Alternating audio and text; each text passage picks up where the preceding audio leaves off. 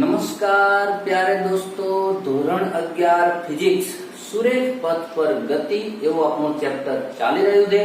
બરાબર ધ્યાનથી સાંભળજો.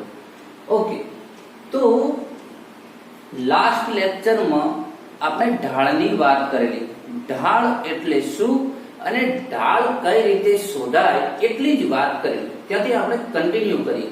ફરીથી દરેક સ્ટુડન્ટને મારી હમ્બલ રિક્વેસ્ટ છે કે બીજું તો કઈ કહી ના શકાય, ધમકી આપવાથી તમે માનવાના નથી. ઓનલાઈન કઈ રીતે ધમકી આપવી? ચાલ, તો દરેકને પ્લીઝ એક હમ્બલ રિક્વેસ્ટ છે મિત્રો કે દરેક લેક્ચર આગળ જે લેક્ચર છે એને તમે ક્રમમાં થોડા જોઈ લો તો તમને અહીંયા આઈડિયા આવશે. વચ્ચેથી કોઈ લેક્ચર જોશો તો ખબર નહીં પડે. ઓકે મિત્રો, ચાલો તો નોટ પેન લઈને બેસતો, નોટ કરતા રહેજો. તો સ્ટાર્ટ કરીએ. ઢાળની અંદર થોડા આગળ જઈએ, થોડું યાદ કરી લઈએ કે ઢાળમાં આપણે શું ભણ્યા હતા.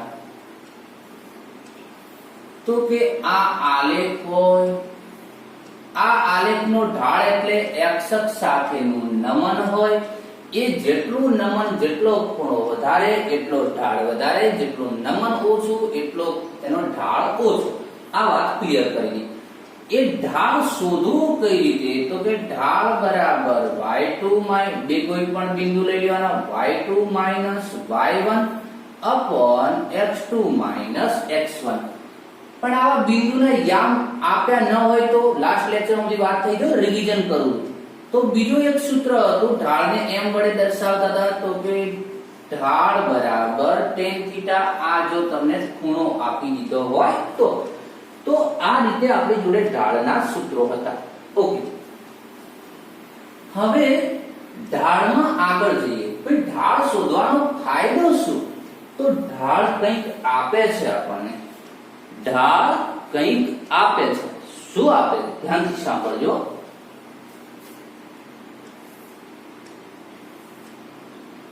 હવે આપણે ઢાળનો શોધવાનો ફાયદો નક્કી કરીએ. આ x અક્ષ, આ y અક્ષ. ધારો કે આ સમયનો આલેખ, સ્થાનાંતર વિરુદ્ધ સમયનો આલેખ છે. આ x લીધો સ્થાનાંતર માટે લીધો છો, x નું અક્ષનું નામ નથી. ચાલો, તો સ્થાનાંતર વિરુદ્ધ સમયનો આલેખ છે અને એ આલેખ આવો સુરેખ આલેખ મળે છે. ચાલો, હવે આનો ઢાળ નક્કી કરવો છે. તો આનો ઢાળ નક્કી કરીને પછી શું થશે? તો આપણે શું કરીશું? ધારો કે અહીંયા તમને ખૂણો આપ્યો, ફરીથી યાદ કરજો. ખૂણો આપ્યો હોય તો tan θ પ્રમાણે શોધો. પણ અહીંયા યામ આપી દીધા, ધારો કે 0 1 2 3 4 5 1 2 3 4 5 આવા કોઈ યામ આપી દીધા. તો કોઈ પણ બે બિંદુ પસંદ કરો. મેં કહ્યું જેના યામ તમને ઈઝીલી મળી જતા હોય એવા બે બિંદુ પસંદ કરો. એ બિંદુ બે પસંદ કર્યા પછી તમે ત્રિકોણ બનાવો. ત્રિકોણ બનાવીને આટલું અંતર કેટલું છે એ નક્કી કરો. એટલે y અક્ષ ઉપરનું અંતર ભાગ્યા x અક્ષ ઉપરનું અંતર, અથવા તો શોર્ટમાં કહીએ તો આના યામ તમને મળી ગયા. ધારો કે y2 x2, આના યામ મળી ગયા y1 x1. તો પછી તમે ઢાળ બરાબર નક્કી કરી દો. ઢાળ m બરાબર y2 y1 x2 x1. ટૂંકમાં હું એવું કહેવા માંગુ છું, તમને જે રીતે મળતો હોય તે રીતે ઢાળ શોધવાની આખી વાત મેં કરી દીધી છે. હવે તમને ઢાળ મળી જાય, તમને ખૂણા પ્રમાણે મળે, યામ પ્રમાણે મળે, જેમ મળે તેમ. બરાબર, આ તો મેં કહ્યું યામ આપેલા હોય તો આ રીતે યુઝ કરજો, ખૂણો આપેલો હોય તો ડાયરેક્ટ tan θ વાળો સૂત્ર ઉપયોગમાં લેજો. ઢાળ શોધી લીધા પછી અહીંયા શું ફાયદો થશે? તો આ ઢાળનું મૂલ્ય શું આપશે તમને ખબર છે? બહુ નવાઈ લાગશે જાણી તમને. આ ઢાળનું મૂલ્ય આપણને વેગ આપે છે. આ ઢાળ બરાબર શું થઈ ગયો? વેગ. આ જે તમને મૂલ્ય મળશે, ધારો કે 5 10 15 જે મળ્યું, આનો ઢાળ બરાબર ધારો કે 10 મળ્યો હોય તો આ 10 મીટર પર સેકન્ડ એ તમારો વેગ થઈ જશે. ધ્યાનથી સાંભળજો, આપણે કહ્યું હતું ફ્રોમ 0 ટુ હીરો બેઝિક થી સ્ટાર્ટ કર્યું હતું આલેખમાં. ક્યાંથી મેં તમને સમજાવ્યું હતું, ઉગમ બિંદુ ને x અક્ષ ને y અક્ષ ને ત્યાંથી ચેક સ્ટાર્ટ કરતા કરતા છેક આપણે ઢાળ સુધી પહોંચ્યા છીએ. બરાબર, ધ્યાનથી સાંભળજો. હવે આ તમે ખાલી રકમ લખી, તમે અહીંયા કોઈ ટેલી કરવા ન બેસતા 10 કઈ રીતે આયા. અહીંયા કોઈ મેં દાખલો ગણ્યો નથી, મેં રેન્ડમલી 10 લખી દીધો. 10 12 15 મેં કહ્યું કંઈ પણ મળતું આપણને, આ તો 10 ખાલી લખી દીધા છે. હવે ઢાળનું મૂલ્ય વેગ મળે. હવે આપણને એમ થાય કે તો બધા આલેખનો ઢાળ વેગ જ હોય? ના, એ તો દરેક આલેખનો ઢાળ કંઈક અલગ અલગ મૂલ્ય આપે. તો કોનો ઢાળ શું આપે અને અહીંયા વેગ જ કેમ મળ્યો? ચાલો ધ્યાનથી સાંભળજો. તો હવે બરાબર કાન ખોલીને સાંભળે. કોઈ પણ આલેખનો આપણે ઢાળ શોધીએ છીએ તો કરીએ છીએ શું? તો કે y ઘટકનું મૂલ્ય y2 ભાગ્યા y1 એટલે મૂળ તો શું થયું? y ઘટકનું મૂલ્ય ભાગ્યા x ઘટકનું મૂલ્ય. આ આલેખમાં તમે જો y અક્ષ ઉપર કઈ રાશિ છે? હવે એટલું યાદ રાખજો કે ઢાળ બરાબર y ઘટક ભાગ્યા x ઘટક થયો છે. તો y અક્ષ ઉપર કયું શું? y અક્ષ ઉપર કઈ રાશિ છે? તો કે તો સ્થાનાંતર છે. તો y અક્ષ ઉપર તો સ્થાનાંતર છે ભાઈ. ઓકે, પછી આપણે શું લીધું? x અક્ષની રાશિ લીધી, x2 x1 કરી. x ભલે નાની રાશિ લીધી પણ લીધી તો x અક્ષની રાશિ. તો x અક્ષ ઉપર શું રહે? તો કે તો સમય છે. તો અહીંયા આ આલેખમાં મળેલો ઢાળ એ બીજું કઈ નથી પણ સ્થાનાંતર ભાગ્યા સમયનો ગુણોત્તર જ છે. અરે તો સ્થાનાંતર ભાગ્યા સમય એટલે શું? તો કે તો વેગ છે. ચાલો, તો એટલા માટે સ્થાનાંતર વિરુદ્ધ સમયના આલેખમાં આપણને એનો ઢાળ એ વેગનું મૂલ્ય આપે છે. ચલો ક્લિયર, કન્ફર્મ? બરાબર લખી નાખજો, એવું નોંધ કરીને બરાબર લખજો કે સ્થાનાંતર વિરુદ્ધ સમયના આલેખનો ઢાળ એ વેગનું મૂલ્ય આપે છે.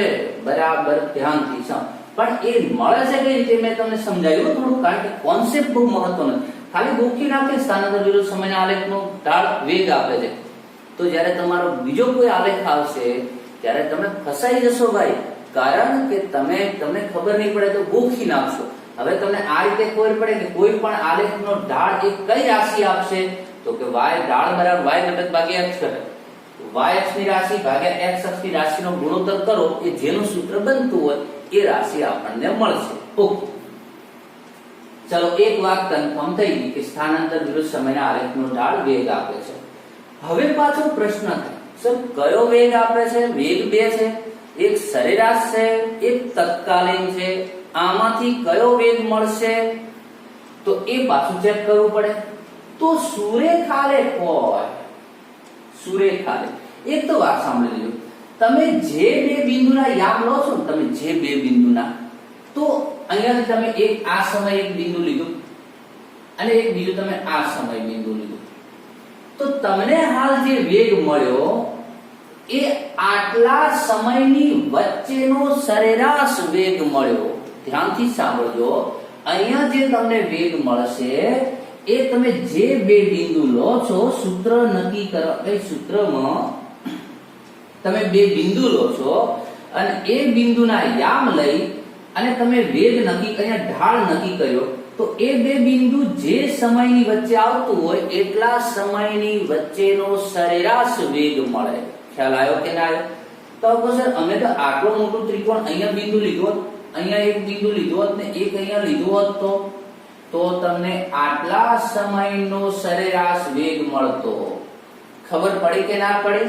ઓકે, તો અહીંયા તમારો સરેરાશ વેગ મળે, પણ એ તમે કેટલો સમય લો છો એના આધારે તમને અહીંયા એનો સરેરાશ વેગ મળશે. જેટલો મોટો સમય લેશો, ટૂંકમાં જેટલા સમયની વચ્ચે બે બિંદુ લો છો એટલા સમયનો સરેરાશ વેગ મળે. પણ એક બીજી જાણવા જેવી વાત છે ભાઈ, તમારો સુરેખ આલેખ હોય તો યાદ કરો કઈ ગતિ હતી? નિયમિત ગતિ હતી. સુરેખ આલેખ શું બતાવતો હતો? મેં કહ્યું ને, એટલે તો આગળના લેક્ચર જોવા પડશે, નોંધ બનાવવી પડશે અને રિવિઝન કરવું પડશે. સુરેખ આલેખ હોય તો એ શેનો આલેખ આપતો હતો? તો કે નિયમિત ગતિનો. નિયમિત ગતિ એટલે શું? સરખા સમયમાં સરખું સ્થાનાંતર કરે. સરખું સ્થાનાંતર કરે તેનો મતલબ શું થયો? વેગ કેવો હતો? અચળ. એટલે તમે આટલો ત્રિકોણ આટલા સમયનો વેગ નક્કી કરો કે આટલા સમયનો વેગ નક્કી કરો, દરેક જગ્યાએ સમાન જ હશે તો સુરેખ પથ, જો સુરેખ આલેખ હોય તો કોઈ પણ બે બિંદુઓ લઈને તમે નક્કી કરેલો વેગ એ તમારો આખા સમયમાં અચળ જ રહે છે. સુરેખ આલેખમાં પ્રશ્ન રહેતો નથી. અને હવે તમે આપણે ભણ્યા હતા કે ભાઈ તત્કાલીનની જરૂર ક્યાં પડે? જ્યાં વેગ બદલાતો હોય ત્યાં તત્કાલીન અને સરેરાશ અલગ પડે. બાકી તમારો સુરેખ જો અચળ વેગ હોય, સુરેખ આલેખ મળતો હોય તો તત્કાલીન અને સરેરાશ સમાન જ હોય છે. ચાલો તો અહીંયા આપણે શું ક્લિયર કર્યું? તમે જેટલો બે બિંદુ જે તમે બે બિંદુ લો છો ઢાળ નક્કી કરવા માટે, એ બે બિંદુ જેટલો સમયની સીમા બનાવતા હોય એટલા સમયનો સરેરાશ વેગ મળે છે. પણ આવો સુરેખ આલેખ હોય તો કોઈ પણ સમય તમારો વેગ અલગ અલગ હોતો નથી. કોઈ પણ સમયમાં ગમે તે બિંદુ લઈને નક્કી કરેલો વેગ તમારો સમાન હોય છે. ખબર પડી કે ના પડી? ઓકે. પણ હવે તમે કહો સર આવો સુરેખ આલેખ ના હોય તો ચાલો એની ચર્ચા કરીએ ભાઈ.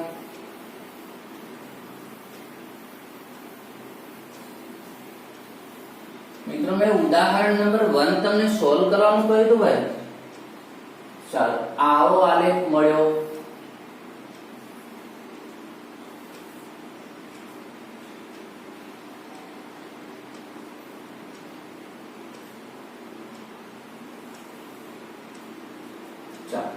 આવો આલેખ મળે છે. કોનો? તો કે સ્થાનાંતર વિરોધ સમયનો. આ x અક્ષ છે, આવા x કાઢી નાખો, કન્ફ્યુઝ ન થાઓ એટલા માટે. સ્થાનાંતર વિરોધ સમયનો આલેખ છે. આવો આલેખ મળે છે. હવે આવા આલેખનો મતલબ શું થયો? છે તો સ્થાનાંતર વિરુદ્ધ સમયનો. સુરેખ છે ના વક્ર છે. એનો મતલબ તો સરખા સમયમાં સરખું અંતર કપાતું નથી. અલગ અલગ સમયમાં અલગ અલગ અંતર કપાય છે. તો અહીંયા દરેક જગ્યાએ વેગ અચળ નહીં હોય, વેગ સતત બદલાતો હશે. તો પછી આનો દરેક સમય વેગ સમાન નથી. તો અલગ અલગ સમય વેગ અલગ અલગ છે. તો તત્કાલીન વેગ અને સરેરાશ વેગનું મૂલ્ય અલગ અલગ હશે. હવે ધ્યાનથી સાંભળજો. જો તમે એક બિંદુ ધારો કે અહીંયા લીધું ઢાળ શોધવા માટે, એક બિંદુ અહીંયા લીધું, તો આનો કઈક સમય હશે. આ બિંદુ જે એનો કઈક સમય હશે.